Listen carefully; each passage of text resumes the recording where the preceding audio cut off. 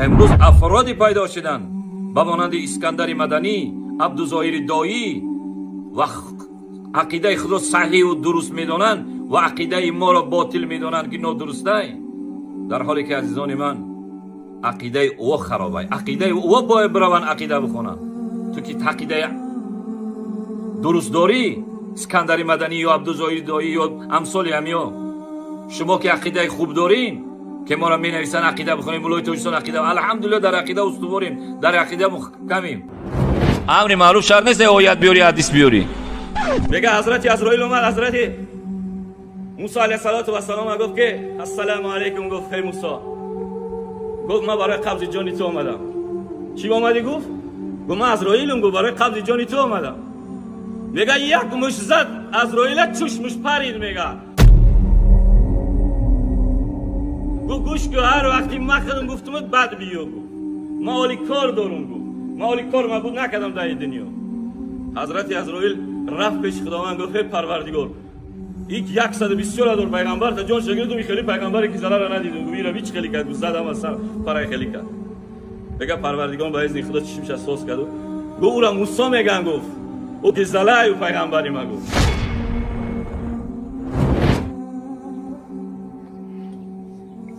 رسول اکرم صلی الله علیه و میگه وقتی که انسان میرفته نامه اماش در بالای پیش خداوند میموندیان، الله سبحانه و تعالی نامش پروندهش اوی میکرده، در بالای ان پروندهش نوشته که فلانی نمازخوان روزدار بود، نیکی خطی اپا و خواهر اکا و دادرش قهرمون. خداوند اینقدر خشمی میشده دستش میگرفته، خیلی میزده همون نامه را. خداوند اینقدر خشمی میشده دستش میگرفته، خیلی میزده همون نامه را، گفته که با فرزندی پدرش که قهر باشه این دیگه چی بندگیه؟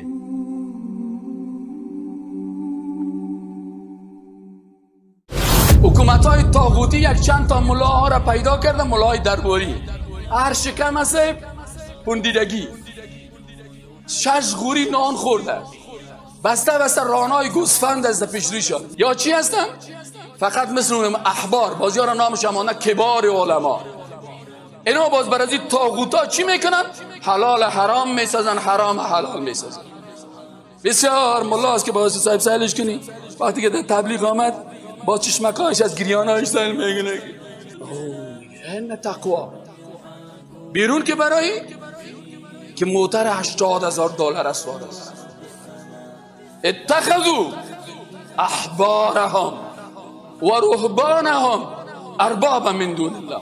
این کار یهود کردن و در امت اسلام تکرار میشه. یهود چی کردن؟ اونمو تو علمای درباری شکم پرست بیدینه، حلال الله را حرام میکردن، حرام الله را حلال میکردن. اتخذ این احبار سالار شرطی است چون گپ بزنی؟ نه شما گپ نزنین، کبار علما باز گپ بزنن. کبار علما کی است؟ آنا صاحب نمیبینی؟ دی چپنک، این چپن ما مربیست، دی خود جای نمیشه شکمش، هر چپن سبین خدر دو که حرکت هم میکنن. چرا؟ حلال حرام میسازن، حرام حلال میسازن. اینجا چی هست؟ احبار سالاری هست. بر از اونا که بگویی تو چی هستی؟ علمیت تو راست میگن، ما او علمیت نداریم، ما او قدر حفظ قرآن نتونستیم مثل از یاور بعد 14 روایت حفظ کنیم، اما همو 14 روایتی را بشرمانه و مردم جاهل بود. امامای ماست والله دین روسیه کس رسوله سیسی که 10,000 مسلمان کش در روی بازار مصر، زن مرده مسلمانه، بزر به خاطر ریش و به خاطر حجاب به شهادت رسن. باز میگه مخالفت با امرای مسلمین، لعنت الله سره. این امیر مسلمان ها هست.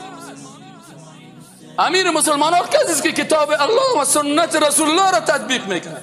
باز کدام اشتباهی شخصی کرد، باز اشتباهش گناهش خودش با خودش تعلق میگیره، اما نه طاغوتی که شریعت الله را وضو کرده ایوازش قوانین اروپا و امریکا را تطبیق میکنه.